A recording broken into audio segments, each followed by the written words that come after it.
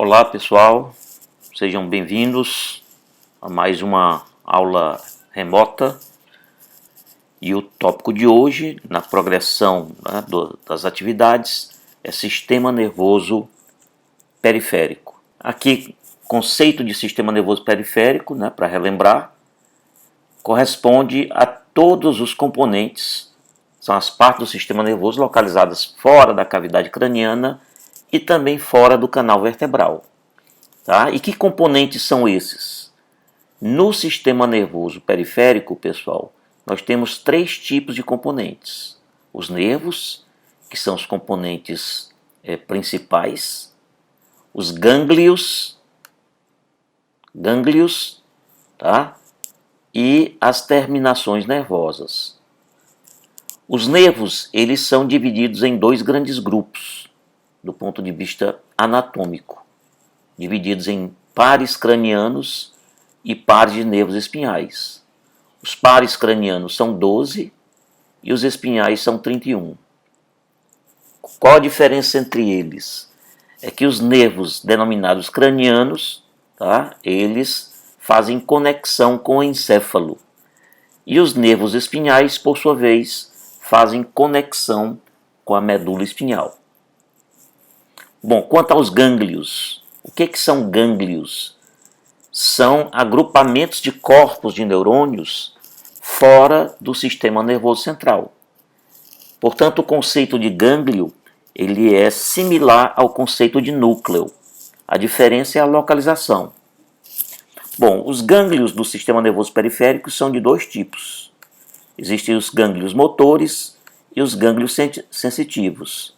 Sendo que os gânglios motores, eles pertencem ao sistema nervoso autônomo, que a gente abrevia assim, SNA.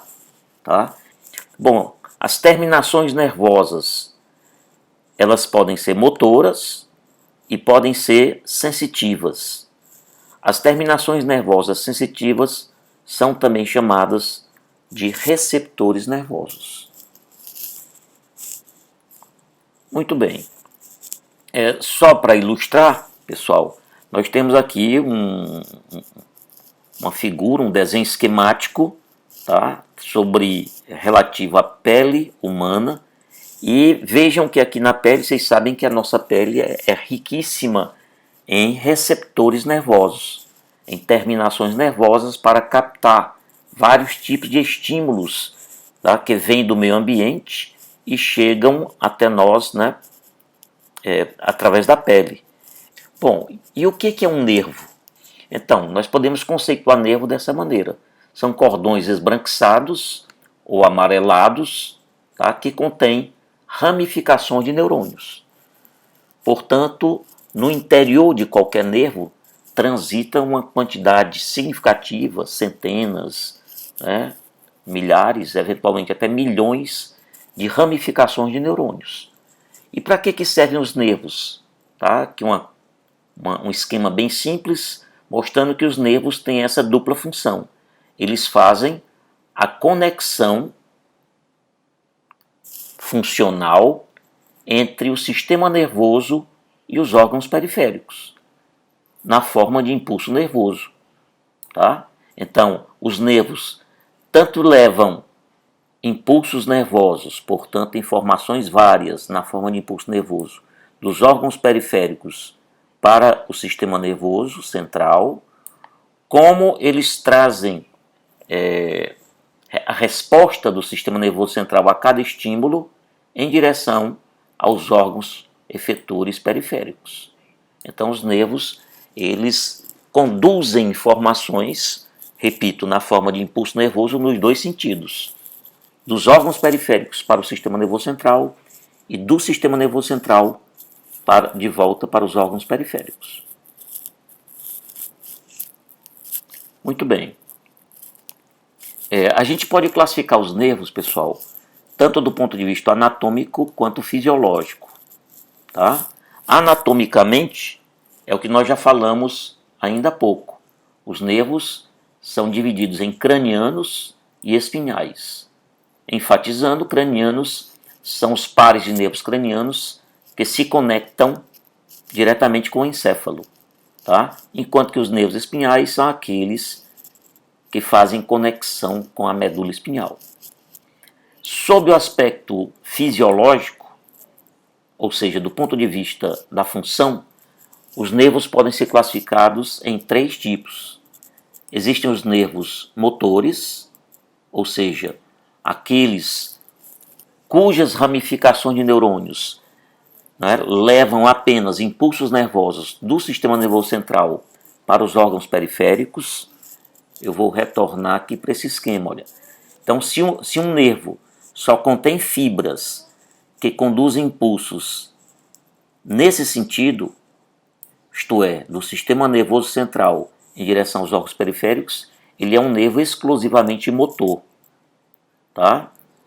Por outro lado, se um nervo contém tão somente fibras que levam impulsos nervosos dos órgãos periféricos em direção ao sistema nervoso central, então ele é considerado um nervo exclusivamente sensitivo.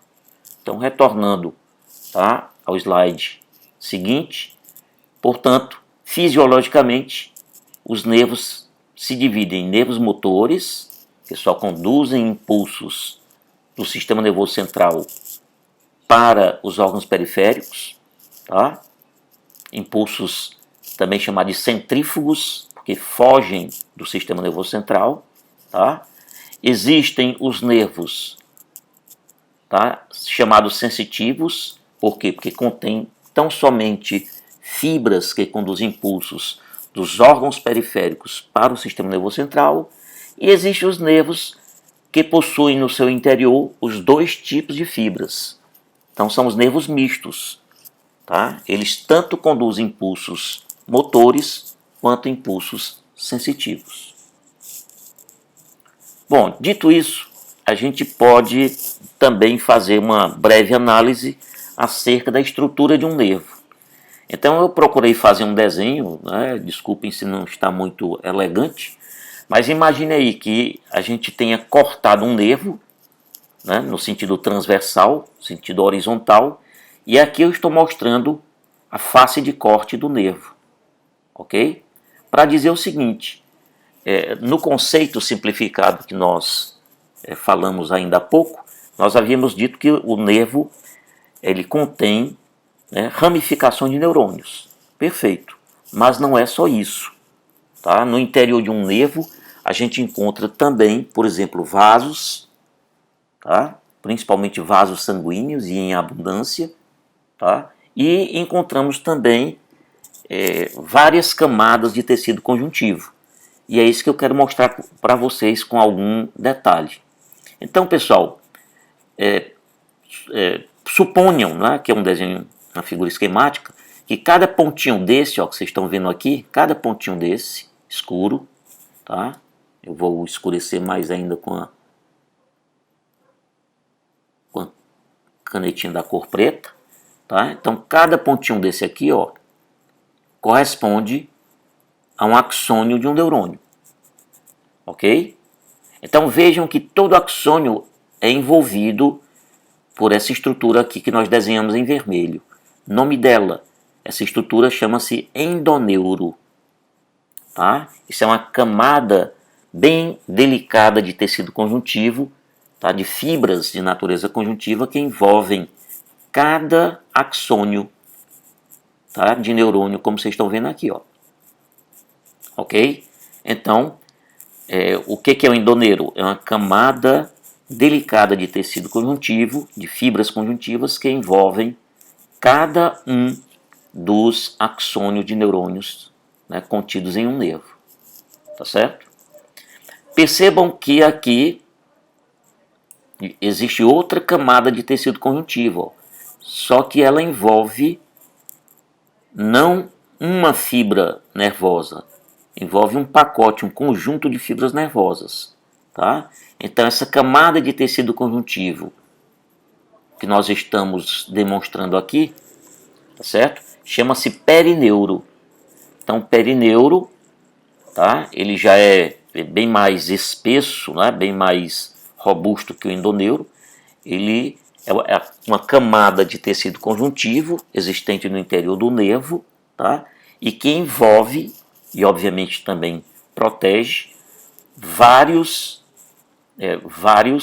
ramificações de neurônios simultaneamente, né? Forma inclusive, a gente poderia dizer, um feixe nervoso, um feixe dentro do nervo, um feixe de fibras dentro do nervo.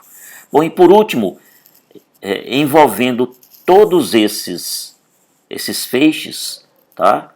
E obviamente localizado aqui na superfície do nervo, existe outra camada, essa é a mais espessa, né? Embora a gente não tenha desenhado por completo, mas é a camada que se localiza externamente.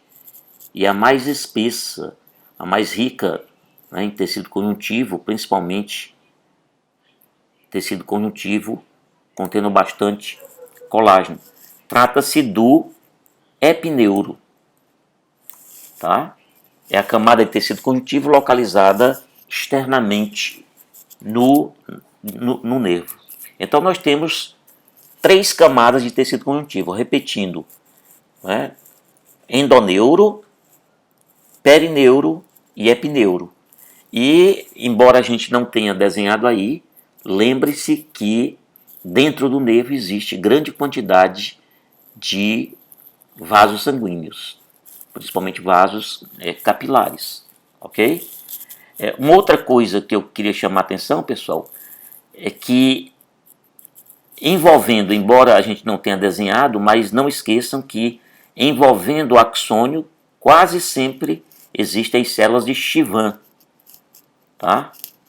E essas células de Schwann, quando elas crescem se enrolando em torno do axônio, tá? Como se fosse um bolo rocambole, elas formam a famosa bainha de mielina, que também não está representada aí, tá? Então, em volta desse pontinho preto, vou desenhar aqui fora, que corresponde ao axônio, a gente pode ter, tá, a célula de Schwann, e podemos ter essa célula, né, formando a famosa bainha de mielina em torno desse axônio. Coisa que nós não representamos aí. Bom, vamos então progredir. Origem de um nervo, tá? Eu coloquei aqui relativo aos nervos espinhais, mas esse conceito, tá, geral de origem de um nervo vale também para os pares de nervos cranianos. Mas vamos lá. A origem real de um nervo, pessoal, corresponde, tá, ao local onde se encontram, tá, os corpos dos neurônios, cujas ramificações é que vão constituir o nervo. Então, a origem verdadeira, a origem real, né, de um nervo qualquer corresponde ao local onde se encontram os corpos de neurônios, né, dos quais as fibras, os axônios, as fibras nervosas é que vão constituir o nervo. Bom, quanto à origem aparente, são 2 tipos de origem aparente. Aqui eu vou trocar minha canetinha novamente para vermelho, que fica melhor. Então, quanto à origem aparente, existem 2 tipos de origem aparente de um nervo. Tem a origem aparente, levando em conta a superfície do sistema nervoso central, tá? Quer dizer, falando assim simplificadamente, é o local do sistema nervoso central, que pode ser encéfalo-medula, né? No caso aqui dos nervos espinhais é sempre medula, mas enfim, o local da superfície da medula de onde emergem as fibras para formar o nervo, no caso o nervo espinhal. E tem outro tipo de origem aparente, é quando se leva em conta o osso, no caso aqui a coluna vertebral, tá? Então, quando se fala em origem aparente de um nervo, ela pode se referir ou à superfície, ao local da superfície, no caso aqui da medula, né, de onde surge o nervo, ou podemos nos referir também ao local, no caso aqui da coluna vertebral, de onde o nervo emerge. Vamos falar das 2 coisas. Do ponto de vista da superfície do sistema nervoso central, do ponto de vista da superfície da medula, já que aqui nós estamos falando de nervos espinhais, então a origem aparente do nervo espinhal está escrita aqui, tá? O nervo espinhal se forma a partir de duas raízes. A raiz ventral, também chamada anterior, ela emerge do sulco lateral anterior da medula, enquanto que a raiz dorsal, também chamada posterior, ela emerge. Na realidade, não seria o termo correto, não seria emerge, seria penetra, uma vez que a raiz dorsal ela contém fibras sensitivas, enquanto que a raiz ventral tem fibras motoras. Mas vamos lá. A raiz dorsal, ela emerge do sulco lateral posterior. Então, esses dois locais, o sulco lateral anterior e o sulco lateral posterior, tá, são, né, os locais de origem aparente dos nervos espinhais na superfície da medula. E quanto à origem aparente dos nervos espinhais na coluna vertebral? São os forames intervertebrais, tá? Os buraquinhos que existem lateralmente entre uma vértebra e outra, é por eles, né, através deles, que passam os nervos espinhais, saindo da coluna vertebral. Ok? Bom, queria retornar aqui, que teve um detalhe que eu não esqueci de falar. Observe essas setinhas aqui, pessoal. Elas são muito importantes, ó.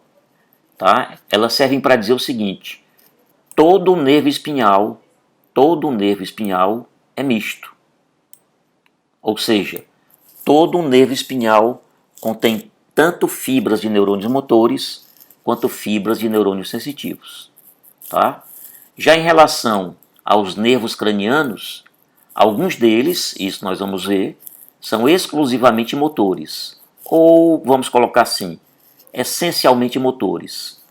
Outros pares cranianos são essencialmente sensitivos, enquanto que outros pares, entre os 12, alguns deles, tá, são nervos mistos, ou seja, contém tanto fibras sensitivas quanto motoras.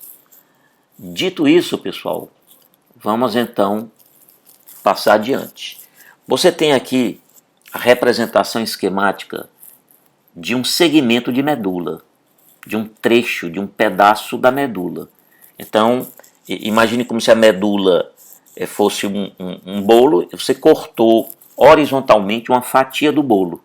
Então está aqui a fatia, e essa fatia, ela é quem dá origem a um nervo espinhal, está aqui ele, ó. Então isso é um segmento medular, ok?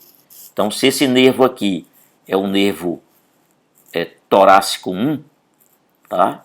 Se esse nervo é o nervo torácico 1, então esse segmento medular é o segmento torácico 1, tá?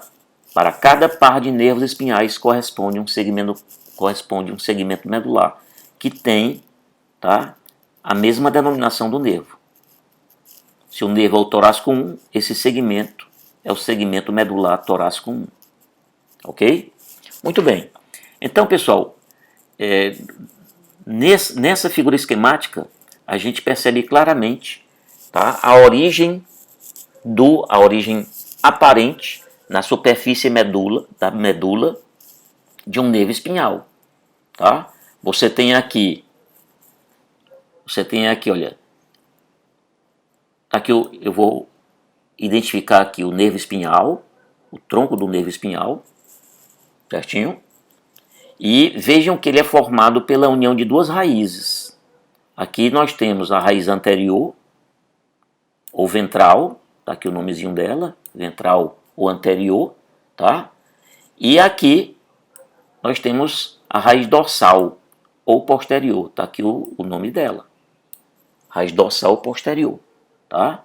Então, todo o nervo espinhal se forma dessa maneira, tá? É resultado aqui da união da raiz dorsal com a raiz ventral, aí forma o tronco do nervo espinhal, ou nervo espinhal propriamente dito, certinho?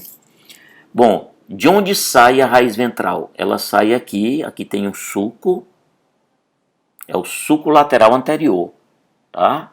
E aonde chega a raiz posterior? Em outro sulco que tem aqui, que é o sulco lateral posterior, tá certo? Então, a origem aparente na superfície de um nervo espinhal, tá, corresponde respectivamente aos sulcos laterais anterior, aqui na frente, e o sulco lateral posterior, tá, aqui atrás. Tá? Daí se formam as raízes, e essas raízes ventral e dorsal, ao se unirem, constituem o nervo espinhal. Aí você pergunta, professor, e obviamente que tem um nervo aqui do outro lado, né? Os nervos espinhais são todos pares. A gente apenas desenhou de um lado só para economizar espaço e tempo, ok? Bom, eu vou apagar aqui as linhas que eu havia feito para explicar uma outra coisa.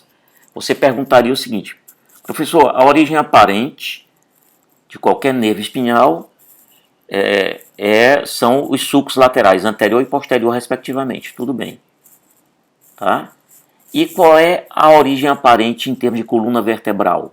Pessoal, assim que o nervo espinhal se forma, aqui resultando da união da raiz ventral com a raiz dorsal, então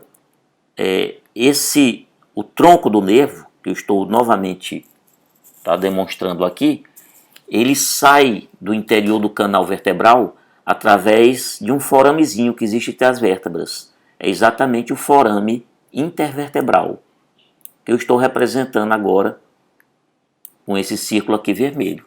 Então, é pelo forame intervertebral que sai o nervo espinhal. Portanto, os forames intervertebrais, eles correspondem à origem aparente dos nervos espinhais na coluna vertebral. Tá? Só existe uma exceção. A única exceção é o nervo cervical 1, o nervo C1. Por que ele é exceção? Porque ele sai do canal vertebral entre o osso occipital e a primeira vértebra cervical, que é o atlas. Quer dizer, ele não sai por um forame intervertebral.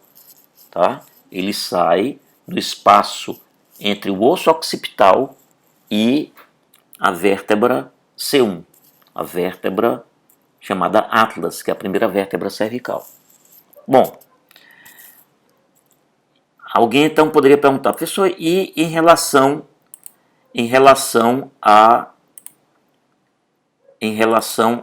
origem real de um nervo espinhal? É isso que nós vamos mostrar agora. Vocês estão vendo aqui esse abaulamento na raiz dorsal? Isso é o famoso gânglio da raiz dorsal. Por que se chama gânglio? Tá? Porque ele contém grande quantidade de corpos de neurônios aqui no seu interior. Lembra aí do conceito de gânglio que nós falamos ainda há pouco? O que é um gânglio? Gânglio é um agrupamento de corpos de neurônios fora do sistema nervoso central. Tá? Como esse agrupamento de neurônios não estão dentro da medula nem do encéfalo, então faz parte do sistema nervoso periférico. Mas veja o seguinte, o que a gente encontra nesse gânglio? Então, corpos de neurônios. Vou desenhar o corpo de apenas um neurônio. Está aqui o corpinho dele. Tá? E a ramificação. Ele é um chamado neurônio pseudo-unipolar. Por quê? Porque ele emite um ramo. Tem um ramo que vai para na realidade, que vem de algum algo periférico. E tem um outro ramo, chamado de ramo central, que passa pela raiz dorsal e faz sinapse aqui com o neurônio, tá? Na coluna posterior da substância cinzenta da medula. Tá? Esse neurônio aqui, pessoal, cuja ramificação periférica vem lá de um órgão periférico, da pele, por exemplo, e cuja ramificação central, tá, adentra aqui a medula, tá certo? Esse neurônio ele é chamado de pseudo-unipolar, porque aparentemente ele queria só um polo, uma extremidade. Na realidade tem duas, né? Porque elas acabam se fundindo aqui, tá? Nesse raminho aqui, nessa expansãozinha. Mas enfim, se o corpo do neurônio está aqui dentro, então isso daqui é um gânglio. E o que esse neurônio faz? Ele é um neurônio sensitivo, pessoal. Ele pega informações em algum órgão periférico e conduz essa informação na forma de impulso nervoso do órgão periférico para dentro, no caso aqui da medula. Então é um neurônio sensitivo, tá? É um neurônio sensitivo. Obviamente que existem milhões de neurônios, de corpos de neurônios aqui, embora eu só tenha desenhado um. Bom, vamos então mudar a cor da caneta, botar azul, e vamos representar aqui um outro tipo de neurônio. Aqui na coluna anterior da substância cinzenta da medula, nós encontramos também milhares de corpos de neurônios. Vou desenhar só um, mas são milhares. Aqui o núcleozinho dele. E o que acontece com o axônio desse neurônio aqui? Ele é um neurônio motor, tá? Ele pega informações geradas no interior do sistema nervoso central, tá? E leva essa informação na forma de impulso nervoso através do seu axônio. O seu axônio penetra na raiz ventral anterior e se dirige para algum órgão efetor localizado perifericamente, ou um músculo ou uma glândula, tá? Então, o que acontece? Esse neurônio que eu desenhei em azul, ele conduz impulso nervoso do sistema nervoso central, no caso aqui da medula, para um órgão periférico. Portanto, é um neurônio motor. Ok?